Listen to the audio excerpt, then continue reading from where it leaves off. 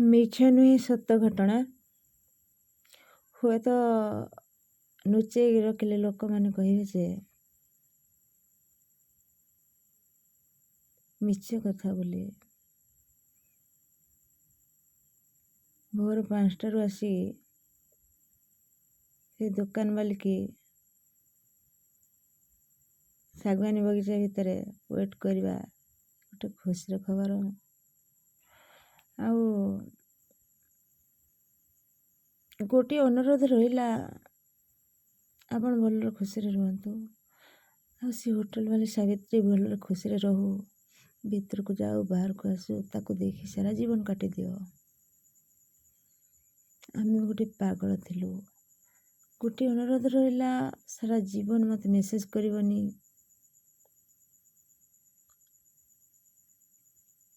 ମିଛରେ ବାହାନା ଖୋଜି ମୋ ଆଗକୁ ଆସିବନି। ମୁହଁକୁ କେମିଣି ଦେଇକିରି ମୁହଁ ଶୁଖେଇଲା ପରିକା। ଏ ବହୁତ ଦିନ ଆଗରୁ ମୁଁ ଜାଣିସାରିଛି ପ୍ଲାନ୍ କ'ଣ ରହିଛି। ମୋ ସାମ୍ନାକୁ ନ ଆସିବା ପାଇଁ ଗୋଟିଏ ଅନୁରୋଧ ମୁଁ କରୁଛି। ହୁଏତ ମୁଁ କିଛି ଦିନ ବଞ୍ଚିବି ଲୁହରେ। ସାମ୍ନାକୁ ଆସିଲେ ମୋର କ'ଣ ହବ କେଉଁ ମୁହୂର୍ତ୍ତରେ ମୁଁ ନିଜେ ବି ଜାଣିନି। ମୋ ହାଡ଼ରେ ନିଆଁ ଲଗେଇଦେଲା 2 ଜଣ।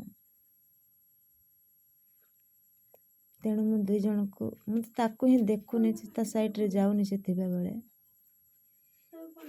ଆପଣ ଯେଉଁ କରିଥିବା କାମ, ମୁଁ ଆପଣଙ୍କୁ ଅନୁରୋଧ କରୁଛି, ମୁଁ କାମରୁ ଫେରିଲା ପରେ ଆପଣ ଯାଆନ୍ତୁ। ଯେମିତି କିଛି ଦିନ ହେଲା କରୁଛନ୍ତି ସେମିତି କରିବେ।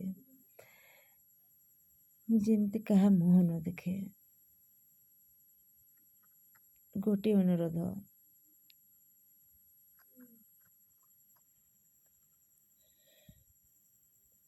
ମେସେଜ ଗୋଟିଏ ଆସିବନି।